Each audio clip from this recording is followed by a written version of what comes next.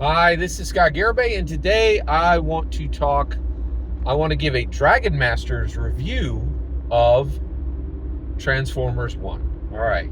So, our Dungeon Master tells us, hey, we're getting together this Saturday. We're running Dungeons and Dragons. Season 1, Episode 3. Be there, right? We as Dragon Masters, we bring our player character sheets. There's 5 Dragon Masters around the table. We bring our player character sheets, and we bring the thunder to match the infrastructure of narrative that our Dungeon Master has created, right? So today, I want to give a review of this film, specifically from a Dragon Master's perspective. Warning, there are spoilers for Transformers 1 right here in this Dragon Master's review of Transformers 1. All right, so first of all, this movie is created by Hasbro, and what has Hasbro been working on for the last 3 years? The 2024 core PHB, and you can see that throughout this entire film. The protagonists of this film are specifically based on Dungeons and Dragons archetypes, right? So let's count them off. All right. Orion Pax, Chris Hemsworth.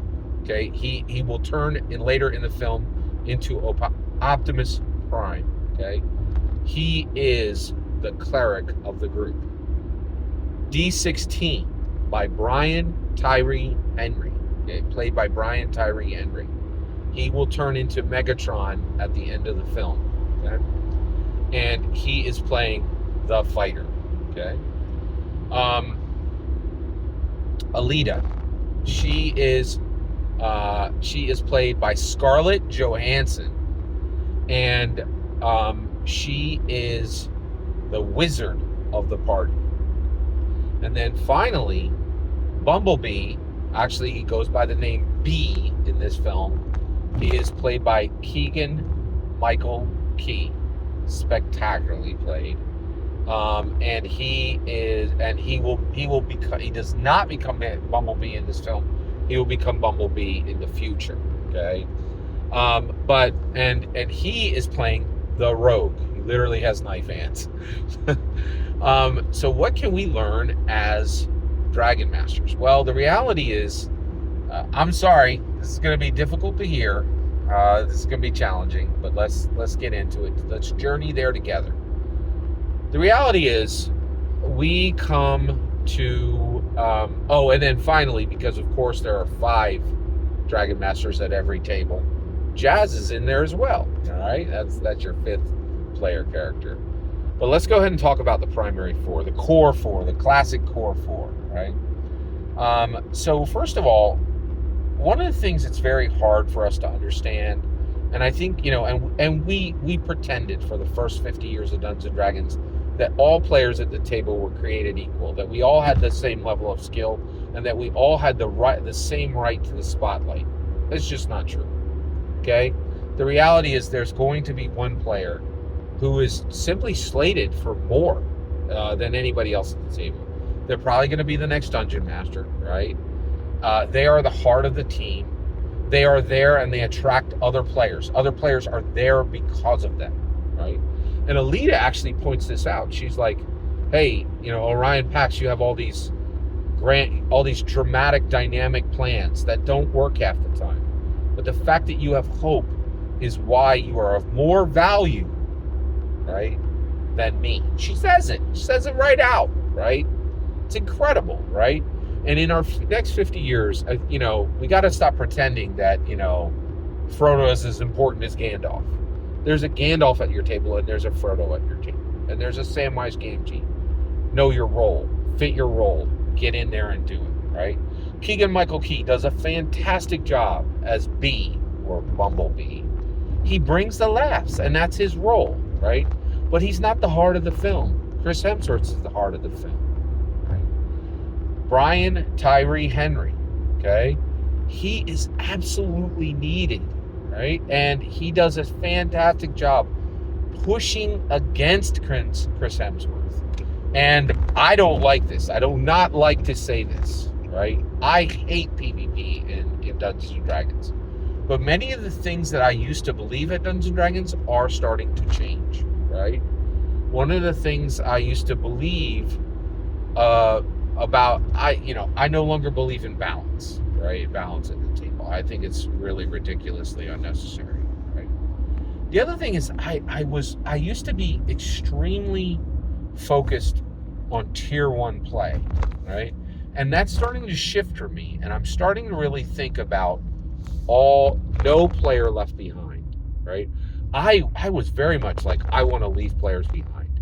I want to shed, players the way dragons shed scales, right? But as I've learned more about Dungeons and Dragons, I realized that the OSR and the indie do this. They're like, we want tier one players at this table. If you're a garbage player, goodbye. And Dungeons and Dragons doesn't do that. They're like, if you're a garbage player, we will fix you. We'll fix you with the rules. We'll fix you with the D&D canon hardback. We'll fix you with Gary's legacy of making Dungeons and Dragons a human improvement engine. No player left behind. Garbage humans welcome here. We will fix you, right? And so, and I think, and the reality is, when you pull this film together, right? The reality is, Brian Tyree Henry is the most talented actor of all of those people. By far. He is just the most talented actor, right? So why not give him the lead? Why not make him Orion Pax, right? Because he's not going to draw people to the film. Chris Hemsworth is a global rock star. He's going to bring millions and millions and millions of dollars to the bottom line. How do I know this? Because he does it as Thor, and then he also does it as in Infiltration, right? We've seen 2 of the Infiltration films. They blow up on Netflix. They're absolutely massive. He is a genuine rock star, right? Real Hollywood talent, right? Whereas Brian Tyree Henry is more skilled by far more skilled than Chris Hemsworth, far more skilled than Scarlett Johansson, and far more skilled than Keegan Michael Key. He in fact, I think he has more talent than all 3 of those people combined, right? But he is not a global star, right? And so the thing is, he takes the secondary seat. He took the Megatron role. He plays the villain, right? He has the talent to play any of the characters, and I think in many ways he should have been Orion Pax. But the reality is, Hollywood has an actual structure, and I want a sequel for this film, right? And we need to really start thinking, what role do we play at the table, right? We might not be the most talented at the table, right? Are we going to play a support role? Are we going to step up and be the leader, even if we don't want to be the leader? Are we going to be the humor of and pick people up when there might be a sad moment, right? Not at the table in the narrative, but a sad moment in real life, right? You get together on a Saturday, XYZ player their girlfriend just broke up with him, right? Might be a time to put some humor in the session, right? Scarlett Johansson, and what is her role there? Diversity, right? Like, hey, it's kind of a sausage fest. We need to get some women in here, like she is in there so that it's not just a bunch of men transforming, it's so that there is and a reminder to every Dungeons and Dragons table that there needs to be diversity. There needs to be people of different genders. There needs to be people of different colors. There need to be people of different preferences. We cannot say no to anyone for any reason. That if they want to be there, that we need to make sure those doors are open to them, right? And so Scarlett Johansson is there, making a more and saying, hey, Transformers is not just for guys, right? Even though just like Dungeons and Dragons, its primary audience has been guys traditionally for a long, long time. The other thing I think is, and you're like, wait a second, Scott. I don't know if all these lessons were put in here for Dungeons and Dragons. This is a Transformers movie.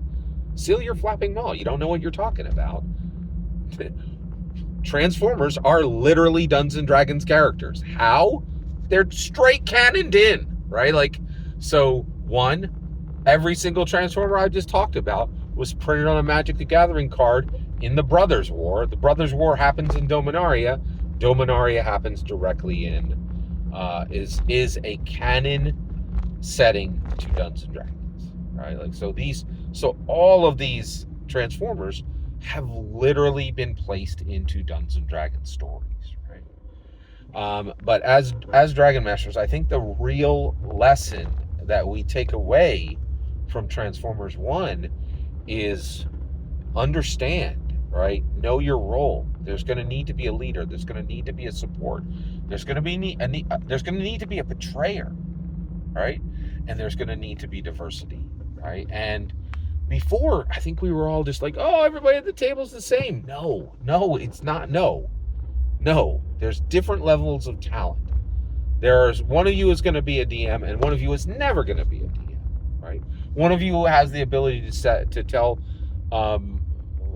jokes that are genuinely funny and not offensive, right? And others don't, right? Like we need to understand our roles, and we need to begin. And in the next 50 years of Dungeons and Dragons, as Dragon Masters, we need to slot into these roles, and that is perfectly templated for Dungeons and Dragons in Transformers 1, in my humble opinion. Every single word you just heard is my humble opinion. The important part is when I get to hear your humble opinion. When you get in the comments and send your traffic, please consider liking and subscribing, and have a fetch millennium.